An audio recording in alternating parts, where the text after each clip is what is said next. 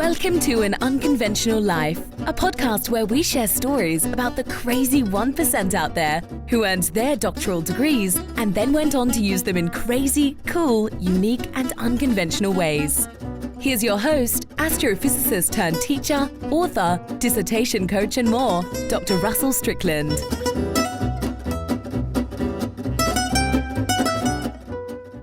Hello and welcome to An Unconventional Life. This is your host, Dr. Russell Strickland, and I have with me today Dr. Sarabeth Berk. And Dr. Berk is a wonderful person. She's an author. I can't wait to talk with her about her book. She, if you're on YouTube, she's already out there telling you about your book, her book before she starts talking. She's a hybrid professional and researches hybrid professional identity. She calls herself a creative disruptor, and that's because she blends her identities as artist and researcher and educator and designer. She's going to talk to you about how she underwent her own professional identity crisis and learned from that this concept that revolutionized her career path. So we're going to talk more about the book, and I can't wait to do that. And maybe I'll have her put me on the couch and fix me a little bit. We'll see. But Dr. Berk, thank you so much for being here and welcome. Thank you, Dr. Strickland. I'm glad to be here too. Awesome. Just a quick message to let everybody know that this episode today is brought to you by Dissertation Done. If you're an adult doctoral student who's working on the dissertation process, maybe struggling, maybe at the end of your rope and thinking about walking away, reach out to us at dissertationdone.com/done. That's dissertationdone.com/done. And we'll see if you might be a good fit for our Fast Track Your Dissertation coaching program. We regularly bring students through the dissertation process in a year or less, which is much faster than most folks do it. So if that's something that resonates with you, please do reach out to us. And hey, even if you haven't started your dissertation yet, no time like the present to get ready.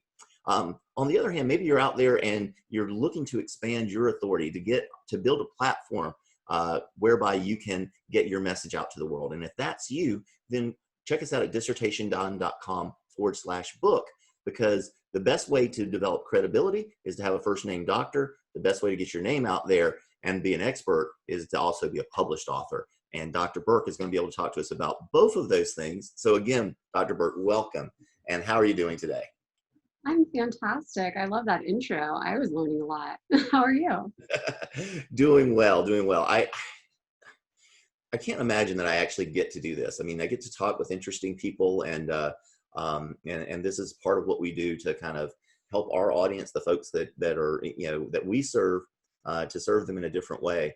And I think you're going to be an inspiration to some of those folks with the stories that you're going to be able to share with them about what you've accomplished since you've had your doctoral degree. But I'd like to start, as I often do, by asking you, what in the world motivated you to make the crazy decision to go after a doctoral degree? And I say that with all affection, but I mean, come on, 1% of the population has a doctoral degree. 99% are like, are you guys crazy? So what was it for you? I was going to agree right away. It's a crazy decision. I mean, I know in my heart I'm an academic. I'm someone who wants to go all the way to the finish line. So just getting my undergrad degree, I think it was in the back of my head that someday I'd go for a dissertation and a Ph.D. I just didn't know when. Right. So there was that. And then ultimately I was working in the field of K-12, and to be respected, you need the reputation, you need the credentials. So a Ph.D. was that stamp of approval that I needed to get ahead and move my career forward. So those were the main drivers, but little did I know what I was embarking on for a lot of good things, despite the challenge, right? Like, right. I'm really glad I did it. Yeah. So now you said you're working in K-12. Where in K-12 is a doctoral degree considered necessary? Yeah, I'd say administrative level. Like when Sure. you want to start being a change agent and a leader, okay, you need to show that you're an authority in curriculum design, or you understand school administration. And so I wanted to become a master teacher and help redesign and transform education. So it was going to be in like a central administrative role. Yeah. We've had a few superintendents who've been guests on the show, and one in particular was actually had her, I forget if she said it was her principal or her superintendent. came in and lovingly kicked her out of the classroom because he said, "You're meant for bigger things. You got to go out there and do these other things." And so she did.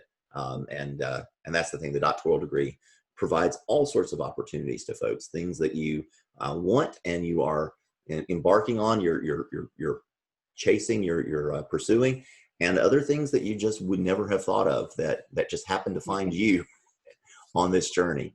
But before we get there, what about when you decided to get into the doctoral degree? What was that like for you? What were you doing this remotely? Were you on campus? What was the experience for you? Yeah, it was a little hodgepodge.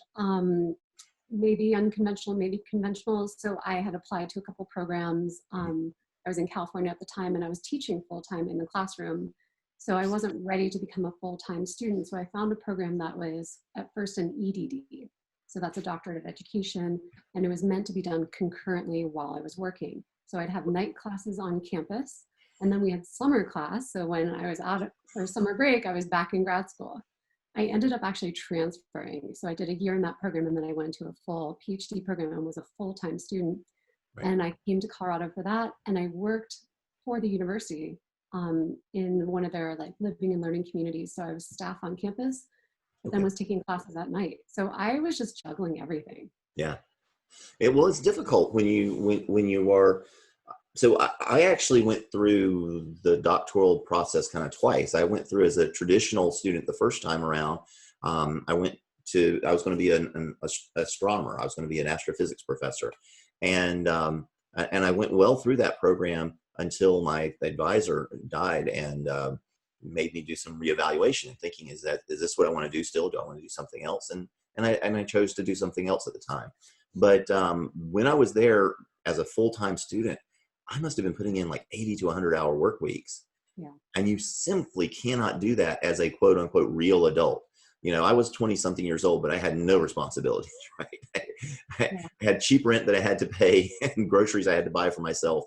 And that was it. You know, I didn't have a family that depended on me. I didn't have, all these other responsibilities. And so I could devote 80 to 100 hours, which was kind of insane. But I enjoyed it in a way.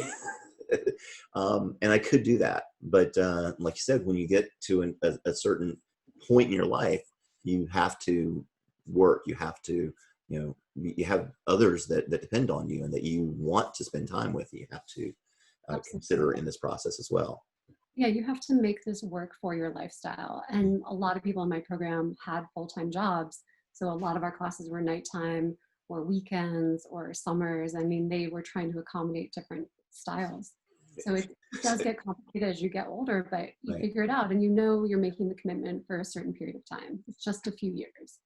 Right. That's true. Well, at least in the beginning, when it's all structured, right? What was your experience as you transitioned into the dissertation though?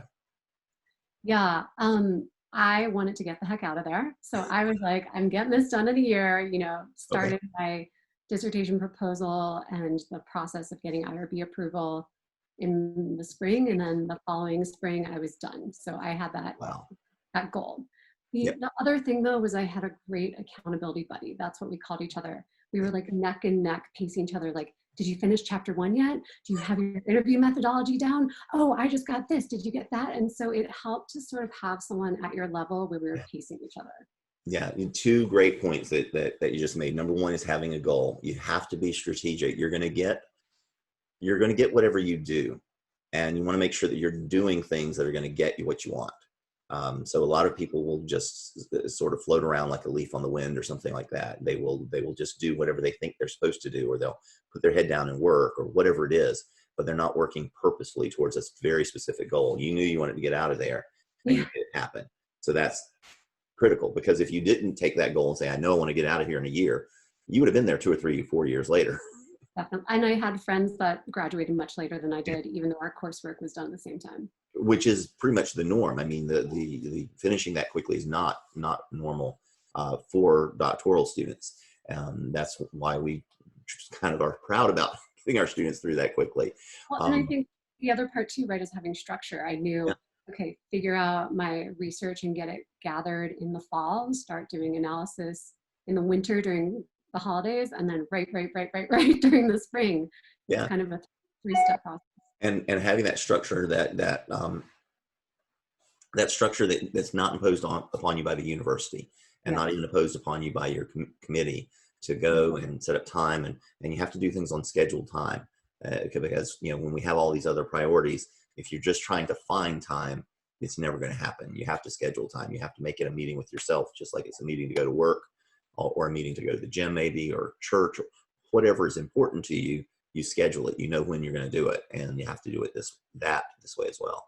That was my life. I had a day job once I was dissertating, and from, I don't know, 6, 7 o'clock at night to at least 10 or 11, I was on my laptop writing. So I was committing night times and weekends. And that's what you got to do. You got to plan out the time and make it work. And then the other thing you mentioned that's very important is you have to have other people around you that know what you're doing and can be helpful in supporting you in that process. Whether they're right where you are right now, maybe they're ahead of you, possibly even behind you.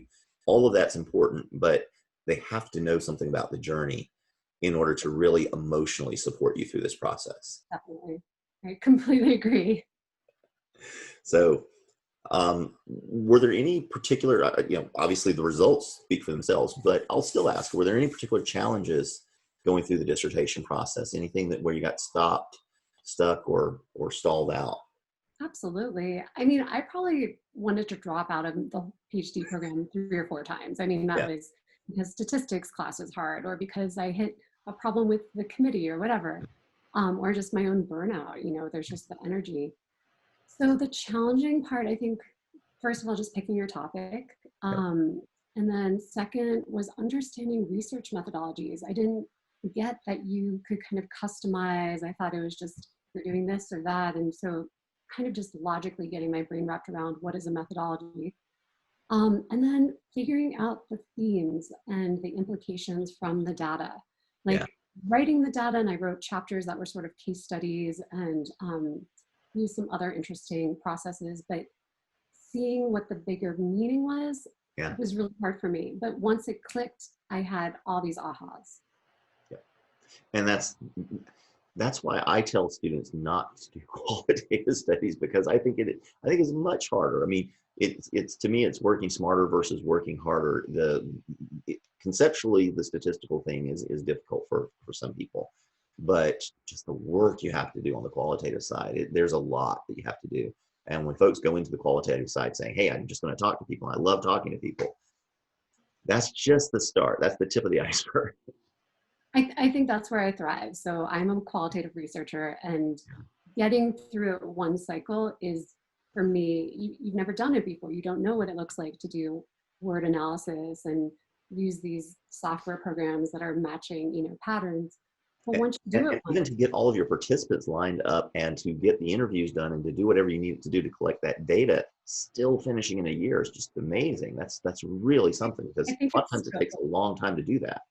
My tip there is scope. I think most PhD students get in over their head. They want to do a giant, 1,000-person study, blah, blah, and that is going to take years. Yeah. So I scoped mine really tight. I had 5 case study participants that I was focused on for a duration of time. I think it was like 6 to 10 weeks. Mm-hmm. And that was data collection time. So it was very tight.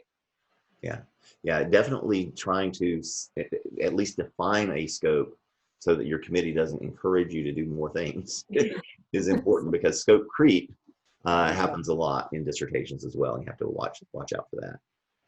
Yeah, and you need to enjoy the process. You need to do things that don't just feel like work all the time. I really looked forward to, I was doing site visits and observations and collecting data from different angles because it was qualitative. And so I really enjoyed going and spending an hour with someone and getting their story. And then, the hard part was figuring out how to get transcripts and, what do I do with my field notes? But I enjoyed the process of meeting people. And that is important, to have something. You always want to have something to look forward to, and something that you can enjoy doing. I tell folks, be careful about being passionate about what you're doing with the dissertation, because that can make you intractable. You need to be flexible to do what your committee wants you to do to an extent, so that they will approve it. But at the same time, it has to be something that you can have that commitment to putting in the time in and getting done. Oh, yeah. Yeah. So Tell me about the end of the process for you, the getting prepared for the defense, and what was that like? In my head, it's anticlimactic. I'm honestly having a total memory loss. I think I blacked it out.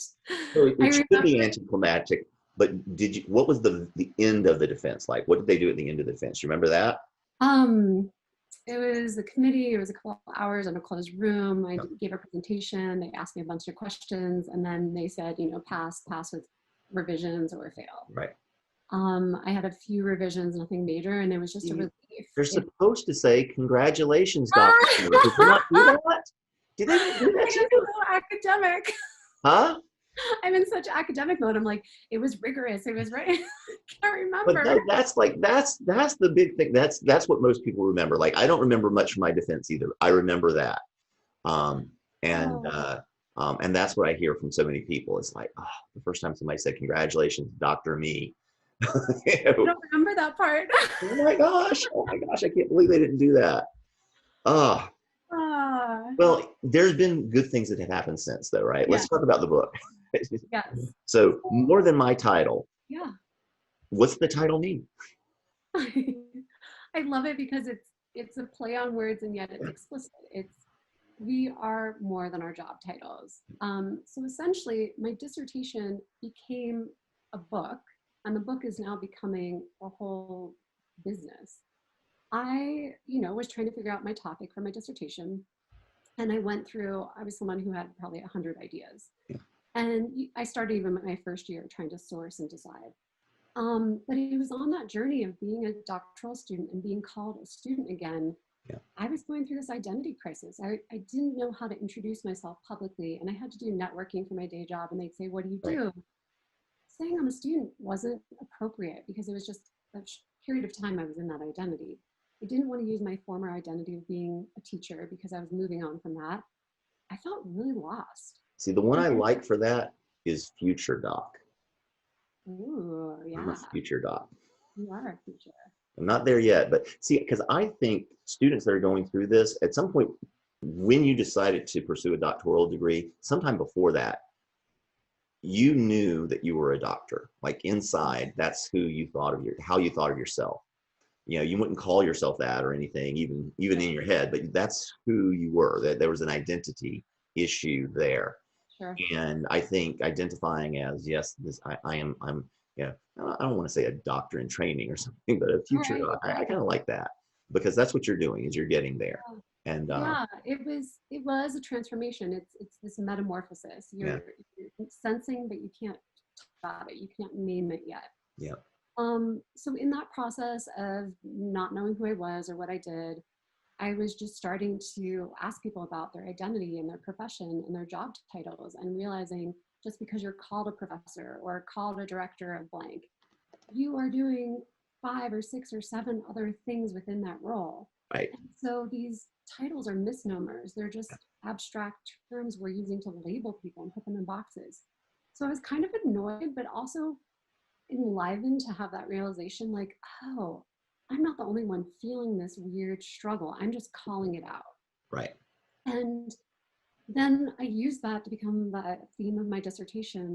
The research question I was pursuing is like, who are we in our work? What is our professional identity? It's more than our title. right. And that became this very eye-opening revelation and awakening, and it empowered me to finally be, okay, let me look at my own identities. I actually started as an artist. I went to art school for undergrad and grad. Then I went into education. I love design. Now in my doctoral studies, I was really getting strong in research. And I had these primary identities that were very important to me. And I needed to use them all at the same time. I didn't want to just get a job as a researcher or a job as a teacher. I needed the combination. And so what I found is that people are hybrids. It's another segment of the workforce outside of just being an expert or a generalist. And yet we don't talk about this idea of being hybrid. We have weird terms that disguise it like, oh, I'm a jack of all trades, or Yeah, oh, I'm a polymath, or I am a gig worker. There's these variations, but none of them really talk about integration, which is the difference. That you can have multiple identities integrating to create a whole new identity in that intersection. right. That's your value. That's honestly your value prop. So that was where the dissertation got me started on that. And that idea hasn't left me. I would keep talking about it as I was having coffee meetings. I started using it in my own professional introduction, saying, I'm Sarabeth, I'm the director of X, but I'm actually, I think of myself as a hybrid, and it's because I'm a creative disruptor. And it just flowed, and people were like, oh, that's so interesting. I think I'm a hybrid too. And I saw more resonance. And I knew I needed to get that idea into a bigger market, into the workforce, because if I was feeling this more and more, I was finding out a lot of people felt the same struggle. Yeah. More than my title.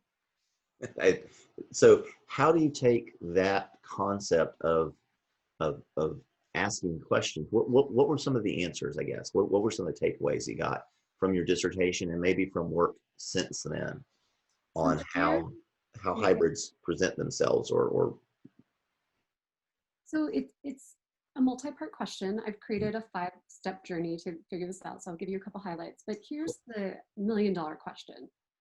Who are you at the intersections of your multiple work identities? Mhm. That question lights people up. They're like, wow, I've never been asked that before. That's such a great question. Yeah. And then they freeze. That's the next reaction they have, because they have no idea how to respond. They've never internalized this before. Mhm. So I'm coming up with such a mind-blowing yet powerful question that it's a really important piece to figuring out who you really are. So what I found through the research is I had to back up and give people stepping stones to answer that question. And the way to look at it isn't by focusing on identity first, it's by focusing on how you feel. The feelings are signals of you being in your hybridity without realizing it. Okay. So I have people do a lot of reflection. A lot of this is going into memories and past projects and talking about when you felt your most ease, your most joy, effortlessness, just this flow in your work, and what lit you up, what were you doing? And then we unpack that into identity words. From the identity words, we make a Venn diagram, and then you start to say, okay, who am I in the intersections? What am I doing? And then we eventually convert that into these new keywords. Like for me, I was challenging things a lot in my intersections and pushing against the status quo or coming up with new processes. And the key idea there was being disruptive. I was being very challenging. I could have used the word challenger, but I like disruptor. Yeah. And then I coupled that with the word creative, because that was another theme in what I was doing. And that's how I arrived at this new title. Mhm. Now, not everyone has to have a hybrid title. I think it has some use cases, and other times it's just enough to say, I'm a hybrid professional. I work at the intersections of blank, blank, blank. Sure. So you always customize the application depending on the context. But what I've found is when people do this deep work and reflect and start to unpack themselves from a sort of Venn diagram landscape, they have revelations that they've never been able to like see about themselves. Mhm. And it gives them the language they've been missing, because they walk into rooms and they're like, well, I do marketing, I do sales, I help students, I'm a mentor, sometimes I do this, that's what I do. And you Right. just sound like a pile of craziness. Yeah, but what do you want to be when you grow up? Right, right. And so it's giving yourself permission. I hear that a lot from people, that this process gave people permission to be all of their different parts and to find a better way to say it that's more accurate and authentic and unique. Okay. And who doesn't want to sound like that, be able to represent themselves in those ways? Right. Awesome.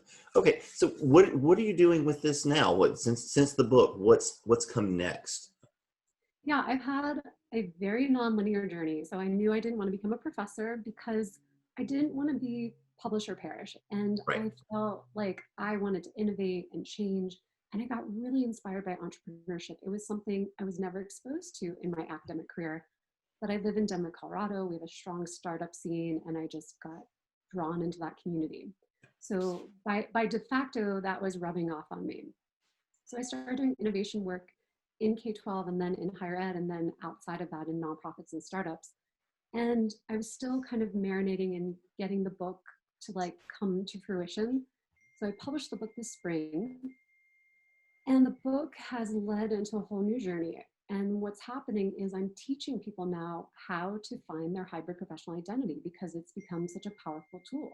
So I've got an online course, I've been doing coaching, some consulting and workshops for companies, and really just exploring how can I bring this tool to more people, and what are the best ways for them to access it and use it. So, and one of the things that I think that's so interesting about doctoral students is they always seem to have this desire to help others, to serve others, to make the world a better place. In a sense, that sounds hokey when you say it that way sometimes, but it's true. I think it's important that we do that. Do you have any specific examples of maybe someone who you kind of helped through this process and what that did for them on the back end? That's a great question. I definitely have many examples. A gentleman in New York City found me, and he was at a low point. He's like, I've been trying to move out of my job. You know, I've been in like an advertising industry and like doing industrial design, but those don't light me up. But I think he also had a PhD, and he was really great at research and really great at writing. But he just was sort of like floating between whatever work he could cobble together. Yeah. So as we did this process of, okay, who are you and what are you really doing? And let's look at that closely. We found a couple really interesting words for him. One, his hybrid title became tension methodologist. So essentially he was really good at noticing when things were out of balance and when people and processes weren't kind of using their best talents, or, you know, energy was mismatched. And methodologist, because he understood methodologies. He was good at putting these different parts together and processes.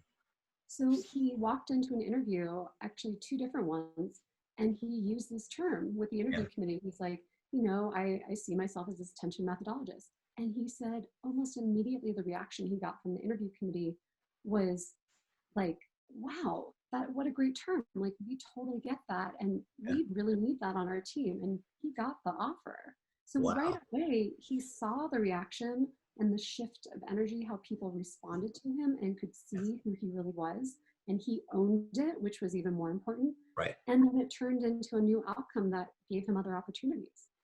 But I think one of the things that's very interesting and important about this process, or the outcomes at least, is that these hybrid titles that you're coming up with, they kind of spark curiosity, right? I'm assuming that when he said that, I'm guessing they didn't say, oh, I know what that is. They probably asked him, what is that, right? And he got to explain. And I mean, it's great to ask questions. That's a great way to engage people. The best way to engage people is to get them to ask questions. Then you're really, when they're authentically asking questions, not they're sitting there in an interview and saying, well, we have to know this, that, or the other. But they're like, oh, what is that? And they're leaning in. You're absolutely right. That is the perfect reaction of interest and intrigue. Because how many times do people introduce themselves to you? Oh, I'm a professor, I'm a marketer, I'm an author, and you just gloss over because you're like, oh, I know what that is. I know what that is. I can put you into this box. Yeah, you kind of get stereotyped. And it doesn't mean the conversation shuts down, but it's not as stimulated. And the difference of showing up with your hybridity and having a new name for yourself that's fresh. And you do have to find that line between being too jargony or whimsical or, whatever. So when you find those right keywords, you can sense the energy and connection, and people go, wow, tell me more about that. That's exactly the response you want, because it gives you a deeper connection point. Correct. Yeah, absolutely. It's good marketing, basically. Yeah. So what was the transition for you from, the dissertation to writing a book to actually having a business? Because that's something we're beginning to take people through that process who have earned their doctoral degrees. They're experts, but then they need to establish themselves as experts. They need to come out there and have credibility pieces, credibility collateral, so to speak. And they need to then figure out how they're going to help people and make that transition to actually helping people rather than just knowing things, actually helping people with what you know. How did you make that transition? It was definitely a process over time, because I didn't have a coach or a mentor guiding me saying, here's how you go from dissertation to this full-on thought leadership. Right. I needed to build on my own self-confidence first. I didn't trust or feel that the dissertation idea was strong enough to stand on its own. So I think there was a few years of just more validation and even though I was having coffee meetings with people, they were pseudo informal interviews. I'd be like, tell me about yourself. What do you do? What do you really do? How are you more than your title? I'd add that in. And it actually became a great way to build rapport. But I was doing side research to be like, does my idea work in this context and with this person? So that kind of built up some more strength over time. I also really needed to understand what entrepreneurship meant. What are the building blocks of taking an idea to market? That's very different than taking an idea into a journal. And I kind of apprenticed or shadowed or just observed many, many entrepreneurs and founders doing what they do and talking and what the thought process was. And that helped me emulate. And like, it's like a dissertation. You have steps and you need to develop your strategy and develop your plan and know who your audience is and figure out the pricing structure and figure out the delivery mechanism. And so I just saw it as more checklists. I would say it has been incremental. I didn't jump into this overnight. And I kept a day job while I was doing this on the side because it was really kind of become a passion project. And I just keep seeing it get bigger and bigger to the point where it's taking a life of its own. It's saying like, this is the direction you need to go. Yeah, and that's the thing. When you have a passion and you're more interested in helping people than you are in the other elements like making money, for example, that's when people come to you and throw money at you to help them. So you've got to be authentic about, doing something that you want to do, something that you love to do. And when I said that, helping other people to let their light shine so that they can make the world a better place. I said that sounds kind of hokey, and I guess it does. It really is something that I consider. This is the reason why I do this instead of something else. There's a lot of something else's that you can do that are maybe easier and maybe more lucrative, but this is something where I get to talk to interesting people and I get to see the light come on when they realize I can actually do this thing that I've been trying so hard to do. I can become who I really feel that I am. And then I can translate that out into the world in making other people feel better, which I love. Can I add two more things I just thought of in this Absolutely. process? So I did a TEDx talk, and I think a TEDx talk is a really great test of, can you distill this really big idea into a compelling, mind-changing 9 or 12 or 15-minute talk. They always have a time limit. So doing the TEDx talk forced me to make my idea simple, easy to understand, and really have that narrative of what's the problem? What is this giant pain point that nobody else sees that I see? What is my, big solution about that? And then here are ways that people can, bring that into their life on their own. And so coming up with that framework was so hard, and then to say it in 9 minutes. So I think dial your idea into something short that can be delivered to test it. That's one way to see if you're ready and if people want it. The other thing too is just being careful. I think with LinkedIn and social media, I had some marketing groups find me, right? Because I had just published a book and I have a TEDx, so it was kind of easy to search. And they wanted me to hire them to just quickly convert and create a website and create this marketing funnel and to become the next best person that can talk on this. And Sarabeth's a thought leader, and don't you want to work with me? And it was like a whole sales strategy. And as glossy as those were, as easy as it would have been to pull the trigger and say, yeah, I'm going to pay X $1,000 to get this package and suddenly have this whole campaign online, that didn't feel authentic to me. To your point, it felt like I was being put into a standardized package, and this is what all the people do that have a book, and here's how you make money really fast. And to your point of wanting to change the world, I wanted to release this on my own terms and my own way, and it needed to feel right to me. So I think just know there are options out there to get this done overnight, and are they the right options for you? Yeah. Well, that's important. We talk about that with all of our students is you have to know what your goals and objectives are, and how, determining what the best way to reach those goals and objectives is only remotely possible when you know exactly what those goals and objectives are. So that's the starting point. And if the goal is to try to, to squeeze every ounce out of this thing you can as quickly as possible, there's ways to do that. But if you're building a career and you're building a platform and maybe creating a movement, doing something that will change when we say change the world, I mean, changing your corner of the world is a big deal. Whatever corner that is. Yeah. Yeah. There's a phrase to make a dent in the world, which I Yeah. enjoy. And the other thing I want to tell people, because I think there's this misunderstanding, you don't make millions of dollars on a book. Like your first book is not going to be the bestseller, is not going to bring you tons of income. What the book does for you is it's a stamp of credibility, and it puts a stake in the ground. And I think it becomes your calling card. Once you're published, people can then refer to it. Most people only read the first 30 pages or first third of a book anyway, so you can't expect that they're even reading it. But the book gives you credibility that you have something to share. You build the business out of other things. You make money through keynote speaking or workshops or coaching or all these other ways. Right. I just think it's important to be more transparent on the book is not the business. No, absolutely right. And that's a big deal. We when we do take people through this process in our Expand Your Authority program, what we're telling them to do is to get that book out there as a way of it becomes kind of a lightning rod of finding people who resonate with you.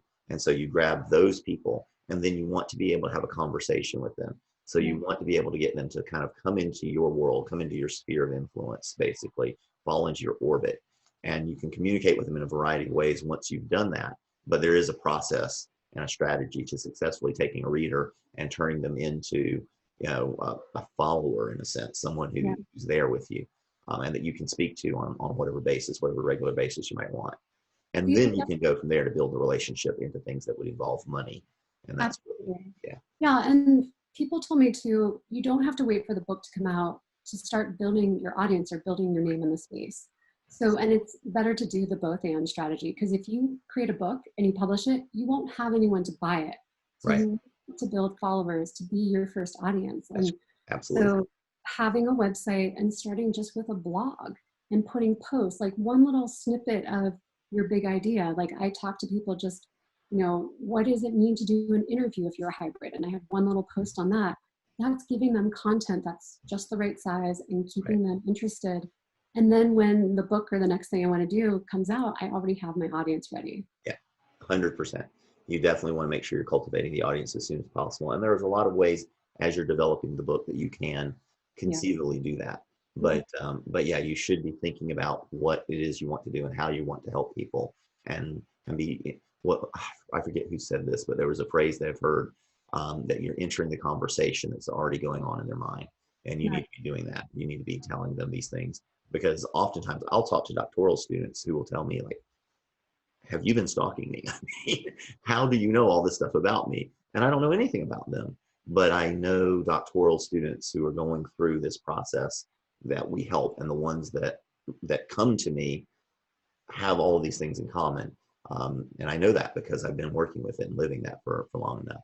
And that's kind of what you need to do with the folks that you're going to help, is to have that understanding of who they are and what motivates them and what keeps them up at night and those sorts of things, so that you can talk with them about that on a regular basis.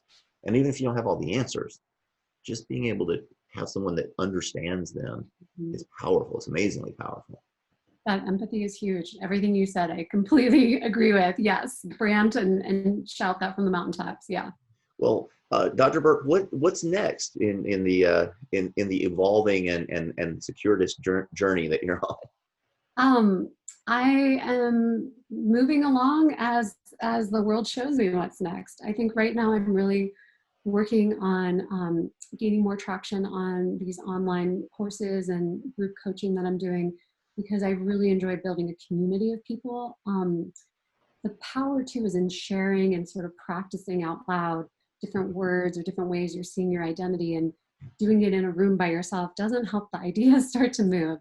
Right. So when I bring people together and they're in, I call it like the emerging hybrid stage versus established. And the emerging hybrids are like, oh, maybe I'll call myself a radical idea maker. And someone else is like, maybe you're the radical charger. And, it just starts to help propel people. So I'm excited about just. Groups are awesome for like creativity, just for coming up with ideas. Always. Making decisions, forget about it. But getting ideas out there, groups are amazing. Yeah, so I'm constantly just looking at different tools, different handouts, different tips I can share. I've got a newsletter where I share strategies and It's just been exciting to watch this grow. I'm in that early growth stage still. Awesome. And that's a great place to be. I remember very early on when Dissertation Done was growing, that notion of, I'm getting more people to come in every day and all of this, the growth was really exciting.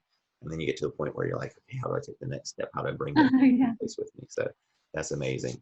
So what about, if folks have, think that they might be a hybrid and don't know, they have a title maybe, but it doesn't resonate.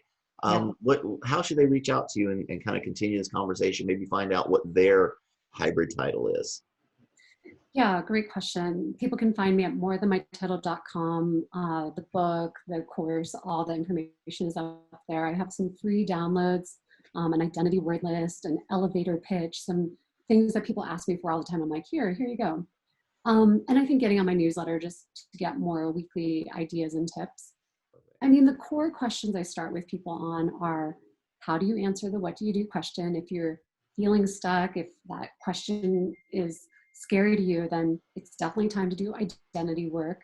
Identity is something that constantly shifts, and career paths are not linear anymore. So if you've got to update your resume, but the identity influences your resume, so you've got to do both.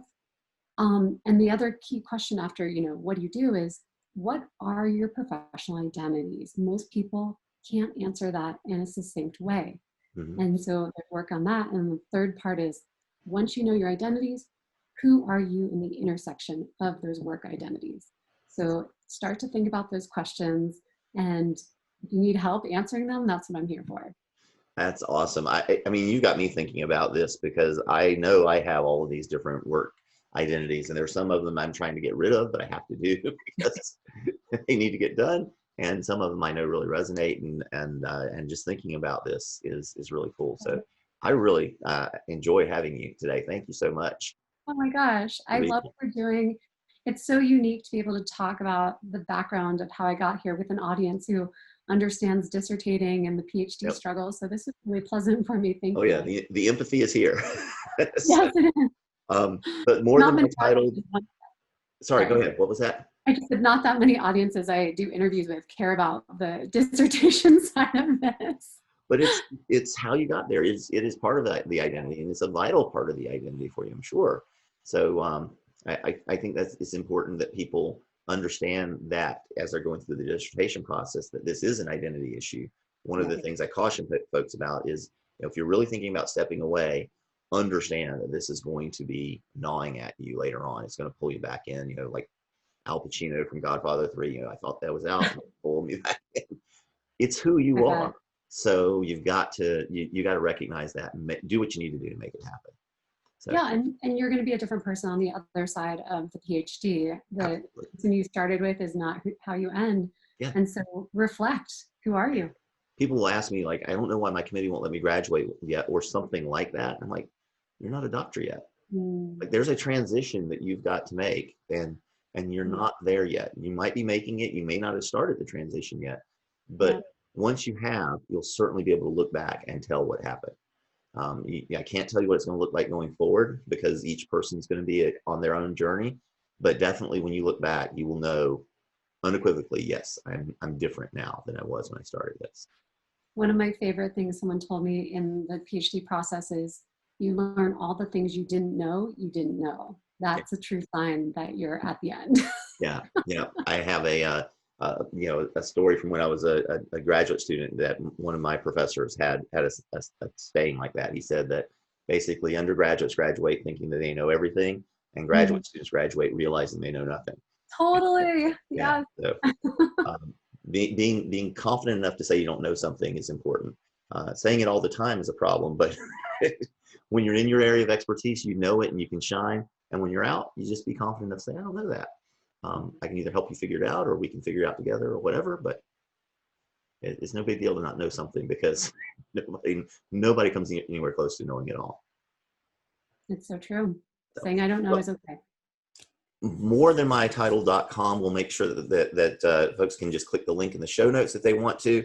The book is More Than My Title as well. And reach out and and find out what your hybrid identity is all about, because I bet most of you listening to this show are hybrids, like I found out I am. So definitely do that.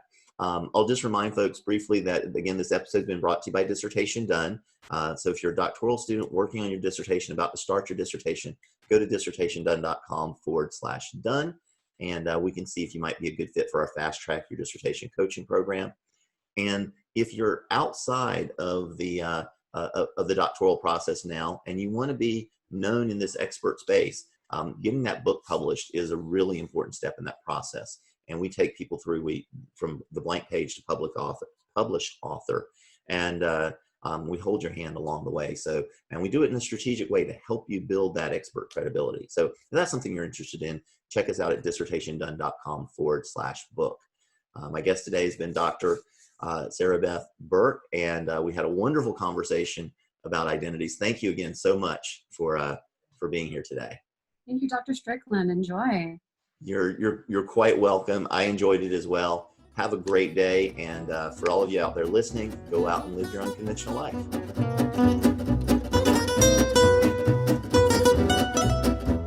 This has been An Unconventional Life. Thanks for listening. If you enjoyed today's episode, subscribe now to keep getting inspirational stories of unconventional lives as soon as they're released. Until then, go out and live your best unconventional life.